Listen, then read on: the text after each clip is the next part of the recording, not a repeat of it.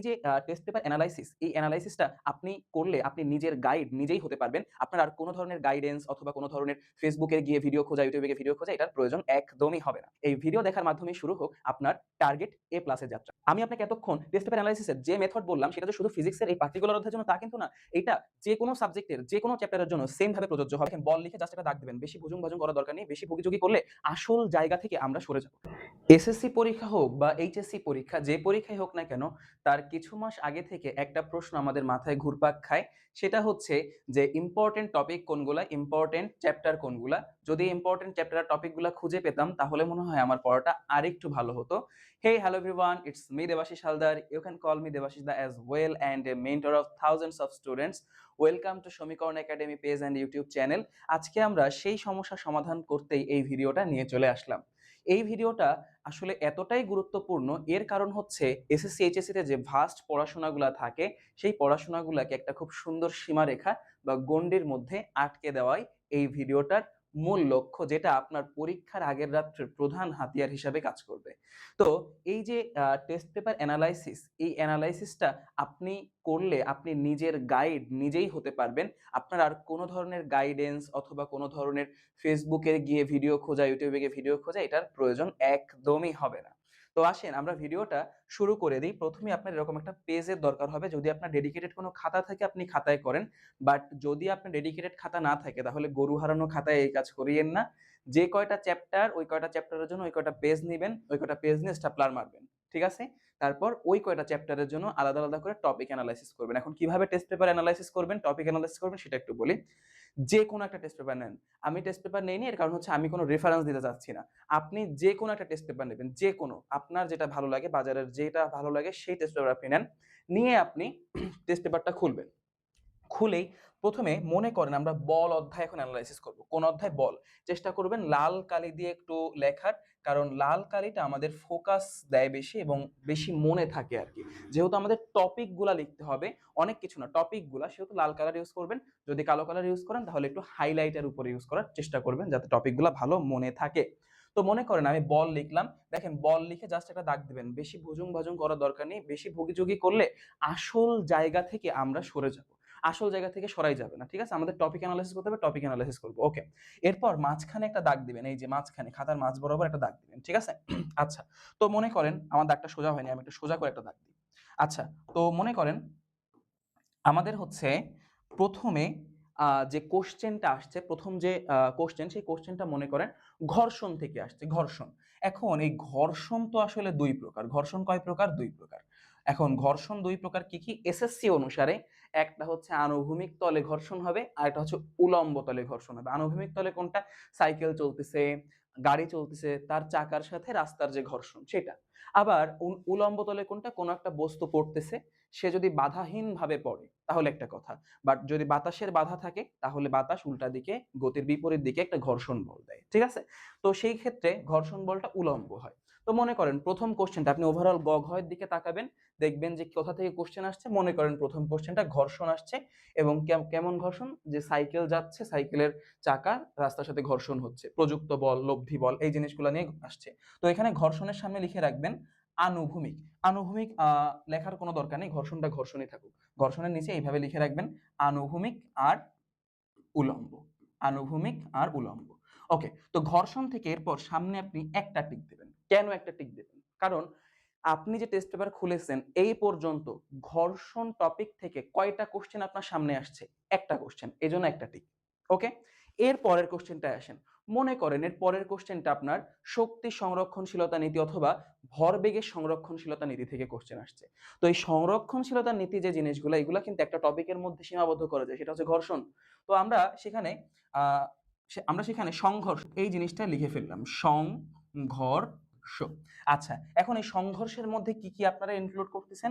আমরা এখানে ইনক্লুড করতেছি ভরবেগের সংরক্ষণশীলতার নীতি। আমরা এখানে ইনক্লুড করতেছি শক্তির সংরক্ষণশীলতা নীতি। শক্তির সংরক্ষণশীলতা নীতি কিন্তু চতুর্থ অধ্যায়। কিন্তু হয় কি, যখনই ভরবেগের সংরক্ষণশীলতা নীতি আসে ওর সাথে শক্তি সংরক্ষণশীলতা নীতিটা ঘ নাম্বারে অটোমেটিক কানেক্ট করে দেয়। ঠিক আছে? এজন্য আমরা শক্তি সংরক্ষণশীলতা নীতিটা সংঘর্ষের মধ্যেই রেখে দিচ্ছি। আবার অনেক সময় আসে না যে জাস্ট V1 ওইটার শেষ বেগটা নির্ণয় করেন, জাস্ট V2 ওইটার জন্য যে আলাদা বড় বড় সূত্র আছে সেই জিনিসগুলা। তো এই সংঘর্ষ থেকে আমি এই মুহূর্তে একটা কোশ্চেন আমার সামনে দেখতে পাচ্ছি, আমি সংঘর্ষের এখান থেকে একটা টিক দিলাম, কোনো সমস্যা নেই, আমাদের পুরোটা হয়ে গেল। এরপর দেখবেন কোনো একটা বার 2017 অথবা 2019 সালে একটা কোশ্চেন আসছিল ঘাত বল দিয়ে। সেই এই ঘাত বলটা একটু এখানে কষ্ট করে লিখে ফেলেন। ঘাত বল যেহেতু আমাদের বোর্ডে কোশ্চেন আসছে সেটাও তো আমাদের লিখতেই হবে। ঘাত বলটা লিখে ফেললাম। এর পরের কোশ্চেনটা দেখবেন যে হয়তোবা সেই ঘুরে ফিরে আবার ঘর্ষণ থেকে, মানে নয়তো উলম্ব তলে যে একটা বস্তু পড়তেছে তো সে তার বাতাসের বাধাজনিত বল নির্ণয় করো, লব্ধি ত্বরণ দেওয়া আছে, এই দেওয়া আছে, সেই দেওয়া আছে, সবকিছু দেওয়া আছে। তো তাহলে ঘর্ষণটা আপনার সামনে কয়বার আসছে? আপনার সামনে আসছে 2 বার। তাহলে আরেকটা টিক দিবেন। আপনি কিন্তু এখানে সুন্দর একটা ট্যালি চিহ্নও করতে পারেন যে একটা দাগ, দুইটা দাগ, তিনটা দাগ, চারটা দাগ, 5 নাম্বার দাগে গিয়ে এভাবে কাটা দাও, নো প্রবলেম। তো আমি হচ্ছে টিক দিলাম। এরপরে দেখবেন হয়তোবা সংঘর্ষ যেটা আসছে সেই সংঘর্ষে আপনাকে সংরক্ষণশীলতার নীতি বের করতে না বলে যে V1 V2 বের করতে বলেছে, তাহলে আপনি এই সংঘর্ষতে একটা টিক দিবেন। ঘাত বল আসছে, ঘাত বলে যদি ঘাত বল আমরা কয়বার দেখতে পাইছি? একবার, তাহলে এখানে একটা টিক দিতে হতো। ঠিক আছে, ডান। এইভাবে ঠিক দেখবেন এখানে আপনার সর্বোচ্চ থেকে সর্বোচ্চ গেলে এখানে একটা টপিক, এখানে একটা টপিক 2টা, এইখানে একটা টপিক 3টা, এইখানে আরেকটা টপিক আসবে, হয়তোবা 4টা টপিক আসবে আপনার সব মিলে। এরপর দেখবেন এখন তাহলে কি আমাদের টপিক অ্যানালাইসিস শেষ হয়ে গেল? না, আমাদের কিন্তু টপিক অ্যানালাইসিস এখানে শেষ হয়নি। এটার কারণ কি? এটার কারণ হচ্ছে আমাদের আরো কিছু টপিক আছে যেগুলো আসলে আসেনি কিন্তু পড়তে হবে। সেইগুলা কোথায় পাবেন? যেই আপনার বোর্ড অ্যানালাইসিস করা শেষ হবে, এখানে দেখবেন 4টা থেকে 5টা টপিক আসছে, 4টা থেকে 5টা টপিক। যেই বোর্ড অ্যানালাইসিস করা শেষ হবে সেই আপনারা চলে যাবেন স্বনামধন্য স্কুলে। স্বনামধন্য স্কুল। সেই স্বনামধন্য স্কুলে গিয়ে আপনি দেখবেন একটু উল্টাবেন যে কোনটা অপরিচিত, কোনটা অপরিচিত, কোন সৃজনশীলটা, কোন উদ্দীপকটা অপরিচিত। সেই উদ্দীপকটায় দেখবেন এরকম কিছু আপনার জিনিস থাকবে। প্রথমে হয়তো থাকতে পারে সুতার টান। সুতার টান দেখবেন, সুতার টান কিন্তু মেইনলি আসলে 3 রকম আপনাদের আসতে পারে। একটা হচ্ছে যে ধরেন পুলি। এই পুলির উপর একটা সুতো দিয়ে দুই পাশে 2টা বস্তু, একটা ভারী বস্তু, একটা হালকা বস্তু। তাহলে কিভাবে পড়বে, লব্ধি ত্বরণ কত, লব্ধি বল কত, এই জিনিসগুলো F1 কত, F2 কত, টান কত, সুতার টান বল কত, এই জিনিসগুলো এখানে চলে আসবে। ঠিক আছে? আরেকটা থাকতে পারে একটা টেবিল আছে, সেই টেবিলের এক প্রান্তে জাস্ট একটা বস্তু আর এই পাশে আরেকটা বস্তু টেবিলের উপরে। তাহলে ওই জিনিসটা, ওই সিস্টেমটা কিভাবে পড়বে? এইখান থেকে একটা কোশ্চেন আসতে পারে। আর এটা হচ্ছে টেবিল আছে, ঠিক আছে, টেবিলের মাঝখানে একটা চাকা আছে, এই চাকা দিয়ে একটা সুতা, দুই পাশে 2টা বস্তু, টেবিলের দুই পাশে 2টা বস্তু, তাহলে ওইটা কিভাবে পড়বে? এই 3 ধরনের জিনিসপত্র আপনাদের মোটামুটি সুতার টান থেকে আসতে পারে। আরো একটা টপিক আছে যেটা আপনাদের বইতে হালকা করে টাচ দেওয়া আছে, সেটা হচ্ছে পৃথিবীর বিভিন্ন স্থানে জি এর মান। পৃথিবীর বিভিন্ন স্থানে জি এর মান। আচ্ছা, জি এর মান কেমন? জি এর মান কি মনে আছে? এই যে যেমন ধরেন এটা হচ্ছে আমাদের পৃথিবী, এই পৃথিবীর পৃষ্ঠে একরকম জি এর মান, পৃষ্ঠ থেকে এইচ উচ্চতায় একরকম জি এর মান, পৃষ্ঠ থেকে এইচ গভীরতায় আরেক রকম জি এর মান। এই যে 3 ধরনের জি এর মানের জন্য যে 3 ধরনের সূত্র, এই সূত্রগুলো আপনাদেরকে একটু নিজেদের পড়তে হবে। তো আমাদের যাই হোক, আমাদের টপিক অ্যানালাইসিস হচ্ছে target, main target topic analysis. তো এই যে দেখেন আমাদের আরো 2-3টা টপিক এখান থেকে বেরিয়ে আসবে যেগুলো হয়তো এতটা গুরুত্বপূর্ণ না, বাট আমাদেরকে পড়তে হবে। এখানে কিন্তু আরো 2টা ইম্পর্টেন্ট টপিক আছে যেগুলা বিভিন্ন বোর্ড কোশ্চেনেই আসছে, যেমন বন্দুকের পশ্চাৎবেগ। কার? বন্দুকের পশ্চাৎবেগ। এটা কি আপনাদের পড়া উচিত না? হ্যাঁ, এটা পড়া উচিত, কারণ এটা 3য় অধ্যায়ের একদম নিজস্ব একটা টপিক। কিন্তু আরেকটা টপিক আছে যেটা 3য় অধ্যায়ের নিজস্ব টপিক না, মূলত 2য় অধ্যায়ের টপিক, গতি অধ্যায়ের টপিক, বাট 3য় অধ্যায়ের সাথে কানেক্ট করে এটাকে বানানো যায়। সেইটা হচ্ছে বুলেট সংক্রান্ত বেগ, বুলেট সংক্রান্ত সমস্যা, বুলেট সংক্রান্ত সমস্যা। তো আপনাদের কাজ হচ্ছে এই যে জিনিসগুলো আমি লিখলাম, এই জিনিসগুলাকে সুন্দরভাবে একটু নোট করা। ওকে, এই যে জিনিসগুলো লিখলাম এই জিনিসগুলাকে এই একই পাশে লেখা। আমার যেহেতু এই পাশে জায়গা ছিল না, আমি তো ওই পাশে লিখলাম। আপনারা এই যে এতক্ষণ যে অ্যানালাইসিস করলাম এই জিনিসটাকে এক সাইডে লেখার চেষ্টা করবেন। তাহলে এবার দাগের এই সাইডে কি লিখবেন সেটা একটু আপনাদেরকে আমি এবার একটু দেখাই। দেখেন, দাগের এই সাইডে যা যা লিখবেন, এতক্ষণ আমাদের দেখবেন অনেক জায়গায় টিক পড়েছে, অনেকগুলা। মনে করেন আমি একটু মনের মাধুরী দিয়ে টিক দিলাম, ঠিক আছে, আমি মনের মাধুরী দিয়ে একটু টিক দিলাম। ওকে, তো একটু ভালো করে খেয়াল করেন এই জিনিসগুলোর মধ্যে সব থেকে বেশি টিক কোথায় পড়েছে? সব থেকে বেশি টিক পড়েছে হচ্ছে ঘর্ষণে। তাহলে এইখানে 1 নাম্বার টপিক দিয়ে লিখবেন ঘর্ষণ, ঠিক আছে। এইখানে তারপর 2 নাম্বার টপিক দিয়ে লিখবেন সংঘর্ষ, কারণ সংঘর্ষে একটু কম টিক পড়েছে ঘর্ষণের থেকে, সংঘর্ষ। এরপর 3 নাম্বার টপিক দিয়ে লিখবেন। দেখেন 3 নাম্বার টপিকে হয়তোবা বুলেট সংক্রান্ত থাকতে পারে, বন্দুকের পশ্চাৎদিক থাকতে পারে। কিন্তু এই অধ্যায়ের নিজস্ব টপিক কোনটা? একদম নিজের, যা অন্য কোনো অধ্যায় থেকে আসার সম্ভাবনা নেই। সেটা হচ্ছে বন্দুকের পশ্চাৎদিক। এজন্য এটাকে আমি একটু আগে রাখবো। সো এখানে বন্দুকের পশ্চাৎবেগ এই টপিকটা তারপর লিখবেন। বন্দুকের পশ্চাৎবেগ। এরপর 4 নাম্বার টপিক দিয়ে লিখবেন যে বুলেট সংক্রান্ত সমস্যা। বুলেট সংক্রান্ত সমস্যা।